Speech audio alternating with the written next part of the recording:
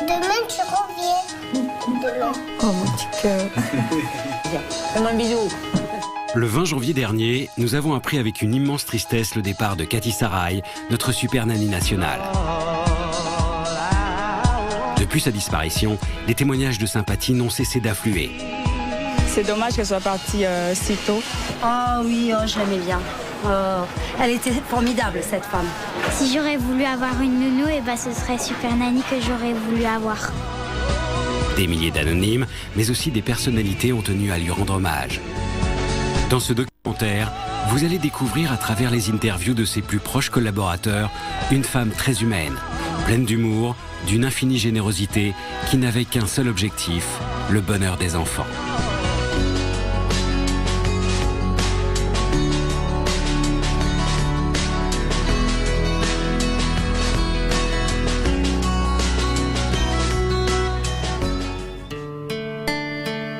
Qui aurait cru que moi, petite maghrébine partant d'un pays avec aucun bagage, mariée à l'ancienne, casée d'office, j'étais destinée à venir en France pour... Il n'y a pas de sous-métier, mais pour faire comme ma belle famille, faire du ménage à droite et à gauche. Et j'aime bien ce que je suis devenue.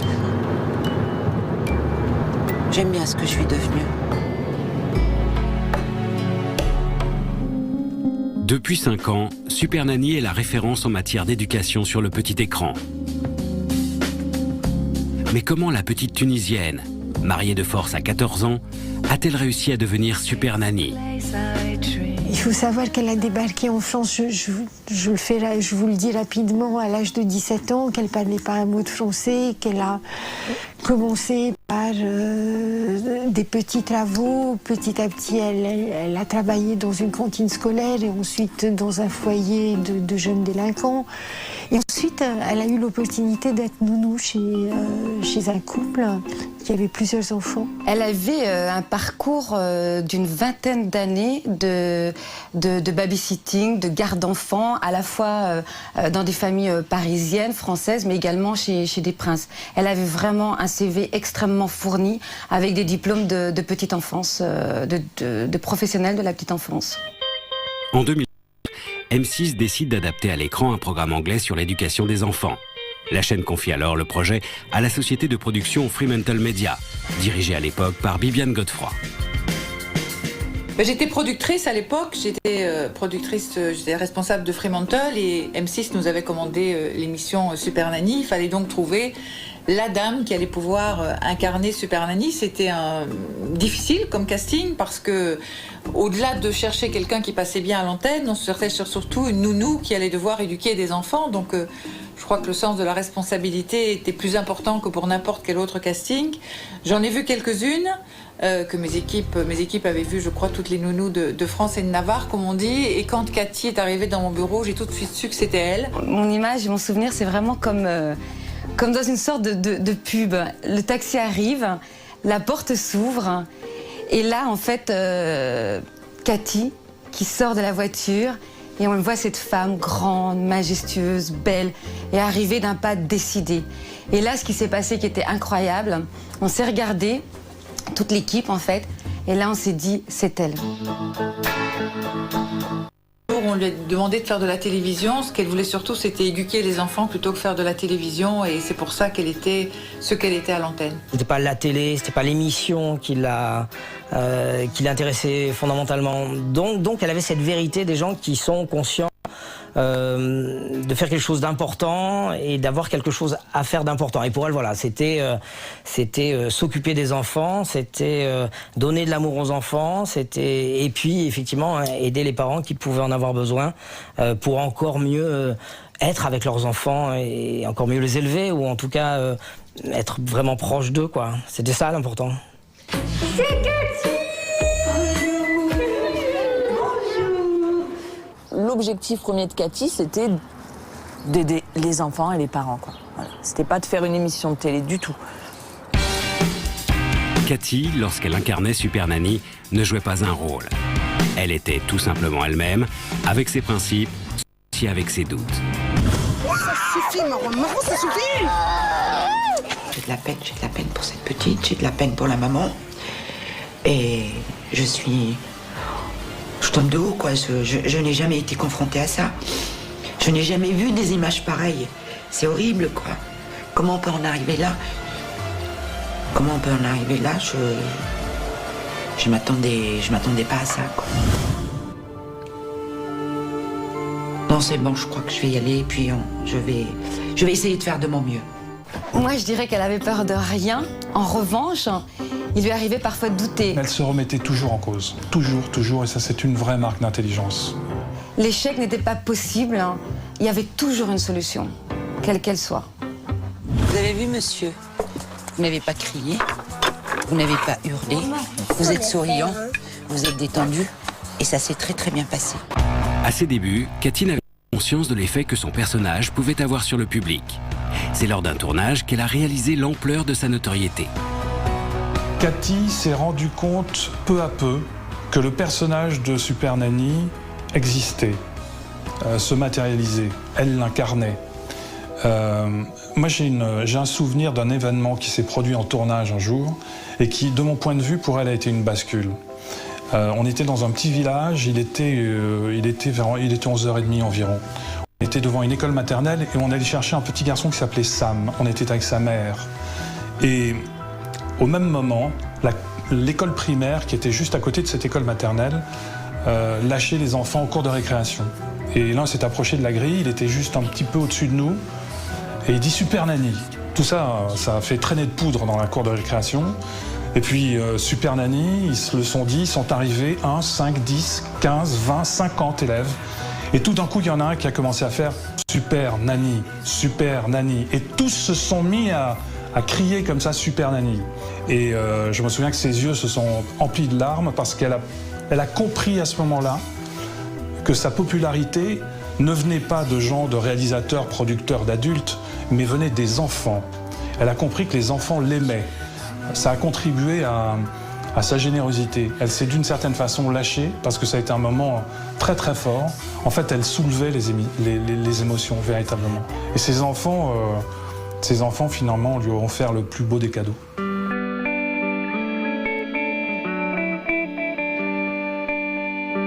Elle avait un énorme amour des enfants.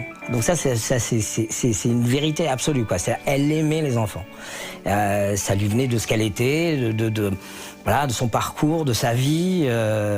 Enfin voilà, les enfants, c'était très les siens et ceux des autres. Et les enfants, c'était très important pour elle. Donc c'est ça. Elle nous disait, moi, j'aime les enfants, donc je fais des choses pour les enfants. Elle avait très envie à chaque fois d'être sûre qu'elle allait dans des familles dans lesquelles elle pouvait apporter quelque chose, qu'elle pouvait aider. Ça, c'était vraiment sa principale préoccupation. Elle nous posait la question, vraiment, est-ce que vous êtes sûre que je peux apporter quelque chose? Est-ce que je peux aider ces personnes? Donc, Cathy, c'était ça. C'était vraiment quelqu'un de tourner vers les autres et de toujours vouloir se rendre utile et faire en sorte qu'elle apportait quelque chose. Cathy, elle y arrive plus facilement avec les enfants parce qu'elle ressent énormément ce que ressentent les enfants. Et pour ça, c'est un petit don qu'elle a. Cathy, elle pleure quand ton enfant pleure et elle sait ce que ton enfant réclame, quoi. C'est-à-dire des limites, vraiment. Et il y a qu'elle qui pouvait nous aider comme ça. Toute cette autorité qu'elle dégage, elle le fait avec amour. Et sans amour... Elle n'y arriverait pas? Non. Ah ouais, non. Cathy apportait beaucoup de familles qu'elle aidait. Ce qui la caractérisait aussi, c'était les fous rires incontrôlables dans les moments insolites. Alors les meilleurs souvenirs pour moi, c'est les fous rires qu'on a pu se prendre, c'est cette complicité qu'on a eue même en dehors des caméras. On doit calculer les angles.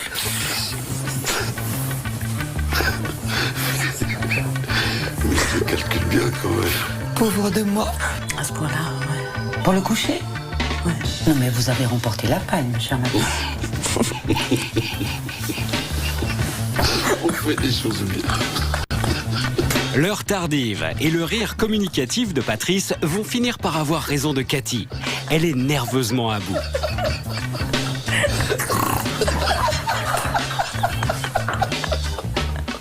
Ce fou rire, en me concernant, c'était une autodérision, quoi, hein, parce que c'était... On nous renvoyait en pleine face ce qu'on était en train de faire. Quand Cathy nous a dit « vous avez la palme du coucher », bon, on a réalisé que c'était vrai. Et je revoyais, je me suis mis à voir la scène objectivement, et c'est vrai que c'était... C'est rigolo, quoi. Franchement, calculer les angles pour coucher la petite... Cathy était là depuis 7h du matin, quand même. C'était 11h30 passé du soir. Elle était fatiguée, évidemment. Et puis elle disait, mais ça va s'arrêter quand? Je vais rentrer quand pour coucher?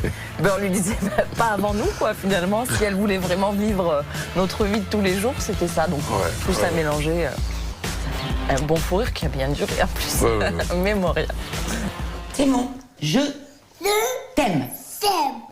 Je t'aime. Je t'aime. Regarde, I love you. Des anecdotes de ce type-là qui étaient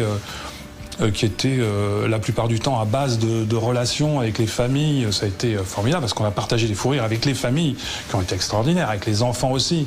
Donc, bon, voilà, elle riait beaucoup. Le rire de Cathy était quelque chose de très communicatif. Elle avait des fous rires aux larmes. On la faisait rire, on en jouait. Et elle avait des fous rires aux larmes qui s'arrêtaient tout d'un coup parce qu'elle se disait, bon, voilà, il faut que je me contienne un peu. Et qui repartaient tout aussi fort. Donc c'était un peu à répétition comme ça, et ça nous amenait des moments... Le rire de Cathy est inoubliable. En juillet 2009, Cathy a participé au tournage d'un clip avec des animateurs d'M6. Dominique Chapat, le présentateur de Turbo, était présent. Lui aussi se souvient de l'humour de Cathy. L'an dernier, on s'est retrouvés dans un hôtel particulier de l'ouest parisien pour tourner, je m'en souviens comme si c'était hier, hein, pour tourner un petit clip de rentrée, un petit clin d'œil. Et on était une demi-douzaine d'animateurs et de présentateurs, et elle était chargée de faire régner l'ordre à sa façon. C'était la nanny, mais la nanny avec des grands couillons, quoi. Et un peu désobéissant, voire carrément désobéissant. On s'assied correctement, s'il vous plaît. C'est pour vous, monsieur. Merci. C'est compris? On y va. On rigolait entre nous et qu'elle se détendait. C'était quelqu'un de... Elle se mettait à l'heure, et les bagnoles, comment ça va? Et là, le personnage se cassait complètement, quoi. Virginie, jeune fille, on ne chante pas à tue-tête après 22h. Arrêtez. Parce que je crois que c'est à tue-tête qui... À tue-tête. À tue-tête. À tue-tête. À tue-tête. Quand tu veux. Virginie, on ne chante pas à tue-tête. Ouais. J'aurais aimé plus la connaître parce que c'est un personnage on en rencontre peu souvent dans une vie. Cathy ne laissait pas indifférentes les personnes qu'elle croisait. En août, peu de temps après avoir achevé le tournage du 35e et dernier épisode de Super Nanny, elle rencontrait Stéphane Rothenberg. Une rencontre qu'il nous confie. C'était une journée pour une publicité. Alors c'est une très grosse journée, c'est des journées étranges parce qu'il y a beaucoup de travail. Et c'est vrai qu'on savait qu'elle était malade, mais c'est vrai qu'elle, bien sûr, elle n'en parlait pas. Elle était fatiguée, ça se voyait. Mais elle voulait toujours garder beaucoup de dignité. Elle plaisantait beaucoup. Ça a tout de suite eu un bon contact. Mais la première seconde, hein, elle est arrivée, elle a fait une vraie entrée. Toi, Stéphane, etc. Et le contact a fait tout de suite. Et moi, je suis plus dans la retenue. Donc c'est elle, pour le coup, il faut le reconnaître, qui a été la première à briser la glace. On ne se connaît pas, donc voilà. Et c'est beaucoup plus facile. Moi, naturellement, je suis plus réservé. Et c'est elle, naturellement, qui a su m'emmener, quoi. Qui gagné? Pourquoi? Non, t'es en tête, t'as pas encore gagné. Attends. Tu m'as déconcentré, regarde. Tu m'as laissé passer une longue escalier. Vas-y.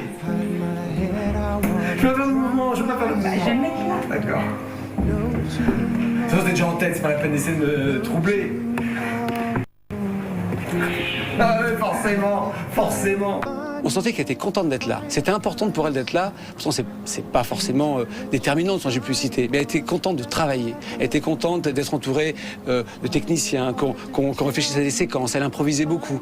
Le fait qu'on travaille, qu'on fasse quelque chose, on voyait que c'était important pour elle. Elle n'arrêtait pas de dire bon, je suis fatiguée, hein, mais je voulais absolument être là, etc. Bon, c'est pas raisonnable que je sois là, mais il fallait absolument que je sois là. J'ai envie de travailler, etc. Et bien sûr, ça, maintenant avec le recul, ça a une résonance terrible. C'est très très bizarre. Moi, ça m'est jamais arrivé de vivre ça, c'est-à-dire de rencontrer quelqu'un, d'avoir une relation très étrange comme ça, et puis de la perdre dans la foulée. C'est très très bizarre. C'est très très bizarre. C'est la vie.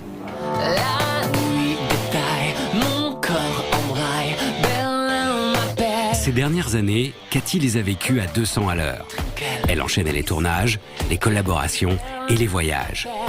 En Tunisie, où l'émission Super Nanny avait été adaptée, Cathy était considérée comme une véritable star. En Suisse, c'était le même triomphe avec le coaching parental. Elle a même fait une apparition dans le dernier clip de Christophe Willem. Bref, partout où Cathy passait, c'était un succès garanti. Sans lieu de moi, l'ailleurs m'appelle. Je n'aime que toi, mais c'est plus fort que moi. L'ailleurs m'appelle, Berlin m'appelle. Quand je revoyage, quand tout se perd dans l'univers, j'oublie ton visage et je me perds dans l'univers. Tout le monde se l'était un peu approprié. À tel point que maintenant il y a carrément des phrases cultes. Il y a des phrases cultes, il y a des gestes cultes. C'est-à-dire que, moi j'ai souvent entendu des parents dire, mais moi si mon fils se tient pas tranquille, je lui dis attention, Super Nanny va venir. Donc à un moment donné, on peut pas être aveugle sur ça. Elle a apporté à énormément de monde. Comme me disait tout à l'heure une collègue, elle a dit un jour une phrase qui est restée célèbre entre nous dans une émission. Elle a dit « On ne menace pas un enfant d'une ratatouille ».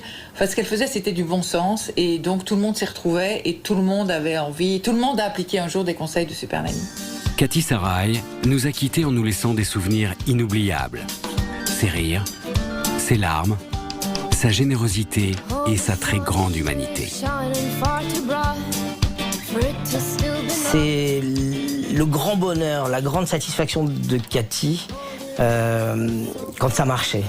C'est-à-dire quand elle avait le sentiment qu'elle avait apporté quelque chose et qu'elle quittait les gens avec du mieux, avec un plus, avec des enfants effectivement qui semblaient un peu plus épanouis et des parents aussi un peu plus soulagés, un peu plus calmes.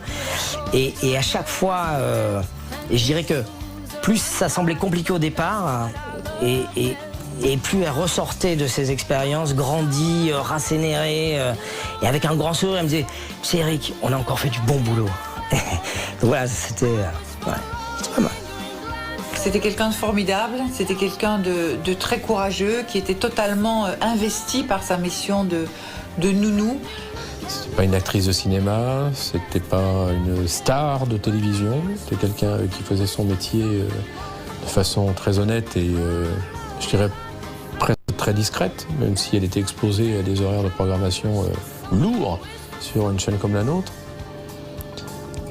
Mais à côté de ça, elle a une brillance réelle, parce que c'est pas n'importe qui disparaît. Un océan de tendresse, d'humanité, de générosité, Cathy, c'est tout ça. C'est tout ça. Il a fallu du courage pour faire ces deux métiers. Et finalement, marier très intimement son métier et sa vocation, je dirais, de nounou, tourné vers les enfants, et puis ce métier de la télévision qui était nouveau, auquel elle n'était véritablement pas préparée, et pour lequel elle était tellement faite parce qu'elle avait cette présence. Il lui a fallu du courage tout au long de sa vie. Du courage jusqu'au bout. Pour moi, c'est un personnage haut en couleur, avec un cœur comme ça.